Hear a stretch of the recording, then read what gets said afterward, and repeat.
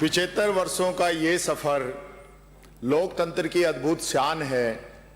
जन जन की आवाज से गूंजता ये अपना राजस्थान है। सीपीए द्वारा आयोजित राजस्थान शाखा के इस अमृत महोत्सव विधायिका की गौरव यात्रा वर्तमान एवं पूर्व विधायकों के इस समागम में हमारे बीच में मौजूद देश की सबसे बड़ी पंचायत के अध्यक्ष, हमारी राजस्थान की धरती से लोकसभा के अध्यक्ष पद को सुशोभित करने वाले ओम बिड़ला जी, हमारी राजस्थान विधानसभा के अध्यक्ष वासुदेव देवनानी जी, राजस्थान के हमारे मुख्यमंत्री आदरणीय भजनलाल जी शर्मा साहब, संसदीय कार्य मंत्री जोगाराम जी पटेल साहब, यहां उपस्थित इस पूरे सदन में सबसे वरिष्ठ सदस्य पंडित रामकिशन जी शर्मा साहब, यहां मौजूद हमारे दोनों डिप्टी सीएम साहब, मंत्रीगण, सांसदगण, विधायकगण, पूर्व विधायकगण, उपस्थित सभी पत्रकार बंधु, विधानसभा के सभी अधिकारी कर्मचारीगण, आज वो दिन है जहां हम एक उत्सव मनाने के लिए यहां उपस्थित हुए हैं। ये उत्सव हम लोगों का नहीं है, ये उत्सव राजस्थान के उस आम इंसान के लिए इसी विधानसभा के अंदर जो कानून बनाकर उनको राहत दी गई, उनको संबल दिया गया, उनको आगे बढ़ाया गया और राजस्थान को आज यहां तक पहुंचाया गया, उस चीज का उत्सव है। और मैं ये कहना चाहूंगा, ये उत्सव भी नहीं है, ये अमृत महोत्सव है, जहां जो हाशिए पे जो लोग थे,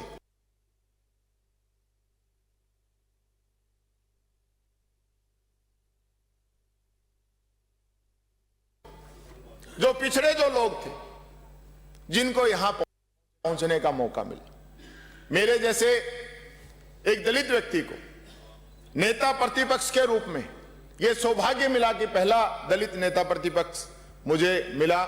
ये इस लोकतंत्र की खूबसूरती है। और इस विधानसभा ने, चाहे दलित हो चाहे महिला हो, ये इसकी खूबसूरती है। यह महिला विधानसभा अध्यक्ष भी रही, महिला मुख्यमंत्री भी रही, महिला नेता प्रतिपक्ष भी रही। ये इस सदन की खूबसूरती है। और यहां आने का जो अधिकार किसी वंश या विरासत के अधिकार पर नहीं मिला, यह आने का जो हमें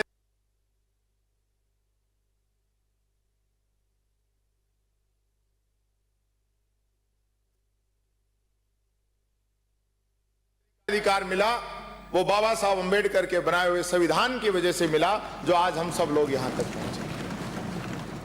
मैं ये कहना चाहूंगा, राजस्थान की विधानसभा, मेरे से पूर्व अध्यक्ष जी ने बताया कि हमारे यहाँ के जो मेंबर रहे, यहाँ के जो सदस्य रहे, उन्होंने राजस्थान के अंदर अपनी सेवा नहीं दी। उन्होंने जब भी मौका मिला, चाहे लोकसभा के अंदर या अन्य राज्यों के गवर्नर के रूप में या जहां कहीं भी केंद्रीय मंत्रिमंडल के रूप में जिनको मौका मिला, उन्होंने काम करके दिखाया। और यही जो हमारी राजस्थान की माटी है, यह हमारी पहचान है। मैं याद करना चाहूंगा, यहां के सभी मुख्यमंत्री, मंत्री, विधानसभा के अध्यक्षगण, नेता प्रतिपक्ष, संसदीय मंत्री, यहां के अधिकारी, कर्मचारी, जिन सब लोगों ने इन 75 वर्षों के अंदर अपनी मेहनत से, अपने पसीने से इस विधानसभा को सींचने का काम किया। आप में से बहुत से सदस्य आज पूर्व हैं, लेकिन उनका यहां पे दिया गया योगदान हम भूल नहीं सकते। पूर्व होने के बाद भी आज वो माननीय सदस्य है, इसलिए अध्यक्ष जी ने आपको यहां पे याद किया। हमारी राजस्थान की विधानसभा का इतिहास रहा है कि यहां बहुत से ऐसे कानून पहले हमने बनाए, चाहे काश्तकारी अधिनियम हो, चाहे सूचना का अधिकार हो, चाहे पंचायत राज की बात हो, चाहे सती प्रथा की बात हो, चाहे स्ट्रीट वेंडर की बात हो, ऐसे ऐसे कानून जो पहले राजस्थान की विधानसभा ने पहले पास किए, उसके बाद भारत सरकार ने उन कानूनों को लोकसभा में पास करके लागू किया। ये हमारे लिए बड़े गर्व और गौरव की बात है। ये बात मैं कहना चाहूंगा।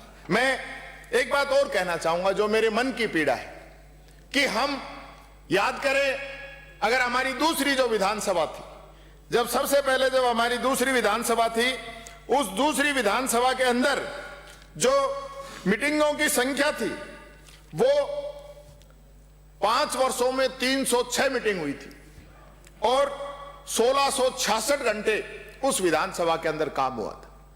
लेकिन धीरे धीरे धीरे धीरे अगर हम अब की बात करें तो 75 वर्षों में 15वीं विधानसभा जब हमारी थी लास्ट, उसमें संख्या घट के लगभग 147 दिन की रह गई थी। हम लगभग आधे पे आ गए। ये हमें विचार करना पड़ेगा।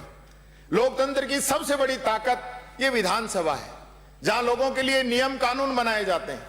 लेकिन पिछले वर्षों में हम देखें तो बिल जो है ज्यादातर झगड़े के अंदर पास कर दिए जाते हैं, या ज्यादातर बिल के अंदर विधायकों को पूरा बोलने का मौका नहीं मिलता है, या जो ज्यादातर बिल हैं जिनके अंदर खंड आते हैं, खंड से विचार आता है।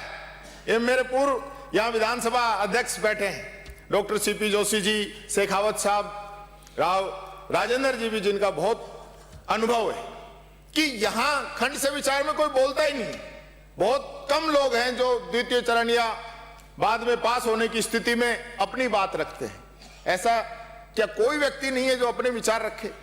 धीरे धीरे धीरे धीरे जो विधायी कार्य हैं उनके अंदर विधायकों की जो भूमिका है वो काफी कमजोर हो गई।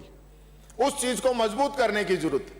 मैं किसी एक सरकार की बात नहीं करता, क्योंकि राजस्थान में तो एक बार आपकी एक बार हमारी इस प्रकार से सरकारें आती जाती रही है। लेकिन जो विधानसभा की बैठकें हैं वो हर सरकार के समय में घटती घटती घटती घटती यहां तक पहुंची। और अगर हम इस विधानसभा को मजबूत करना चाहते हैं, लोकतंत्र को मजबूत करना चाहते हैं, तो हमें यहां की बैठकों की संख्या बढ़ानी पड़ेगी। हम यहां जो काम करते हैं वो उसको बढ़ाना पड़ेगा। और सभी जो विधायक हैं, चाहे वो किसी भी पार्टी का हो, कई तो बेचारे निर्दलीय हैं, वो न सत्ता पक्ष का है न विपक्ष का है, निर्दलीय एक अकेला जीत के आता है, उसको भी पूरा मौका मिलना चाहिए। किसी पार्टी के 2 या 3 विधायक हैं, उनको भी पूरा मौका मिलना चाहिए। मेरे कहने का मतलब यह है कि जब तक हम इस विधायिका को मजबूत करने का काम नहीं करेंगे, हम चाहेंगे कि जब हम 100वां वर्ष मनाएं इस विधानसभा का, तो आज हमारी जो विधानसभा, मैं ये नहीं कहता हूं कि देश के अंदर पिछड़ी हुई है, देश के अंदर अग्रणी है, पर हम चाहेंगे कि जब 100वां वर्ष हम यहाँ पे मनाएं हमारी विधानसभा का, तो हमारी विधानसभा पूरे हिंदुस्तान के अंदर नंबर 1 होनी चाहिए बैठकों के अंदर। ऐसी मैं उम्मीद करता हूं। आप सब लोग पधारे, माननीय स्पीकर साहब पधारे, मुख्यमंत्री जी, अध्यक्ष जी, संसदीय मंत्री, सभी साथियों को मैं मेरी ओर से बहुत बहुत बधाई और शुभकामनाएं देता हूं। जय हिंद, जय भारत, जय राष्ट्र, जय संविधान।